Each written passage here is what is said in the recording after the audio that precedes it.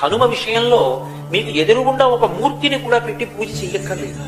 భయం వేసింది అనుకోండి, ఎప్పుడైనా ఒక చీపురు పుల్ల తీసి మీకు ఎదురుగుండా రాయి కనపడితే రాయో ఏదో ఒకటి తీసి ఇసుకలోనో నేల మీదో అది పడిందా లేదా ముద్ర కూడా సంబంధం లేదు, హనుమ అని రాసి నమస్కారం చేసి నిలబడితే చాలు, ఉపద్రవం నుంచి గట్టెక్కుతారు అని చెప్తుంది శాస్త్రం. అందుకే హనుమ అత్యద్భుతమైనటువంటి రీతిలో కనపడేటటువంటి సుందరకాండకి ఇప్పటికీ పెద్దలు ఒక మాట చెప్తారు. ఏదైనా జీవితంలో జటిలమైన సమస్య వచ్చినప్పుడు దాన్ని ఎలా పరిష్కరించుకోవాలో అర్థం కాకపోతే సుందరకాండ పుస్తకం తీసుకొచ్చి అక్కడ పెట్టి రామచంద్రమూర్తికి, సీతమ్మకి, హనుమకి నమస్కారం చేసి ఒక కొత్త చీపురు పుల్లని తెచ్చి కళ్ళు మూసుకుని సుందరకాండలోకి గుచ్చితే ఏ కాగితం దగ్గరికి చీపురు పుల్ల గుచ్చుకుంటుందో అక్కడ సుందరకాండ విప్పి చూస్తే ఈ సమస్యకి పరిష్కారం రామాయణ కథాంతర్గతంగా కలుగుతుంది. ఇది నేను స్వతంత్రించి మాట్లాడుతున్న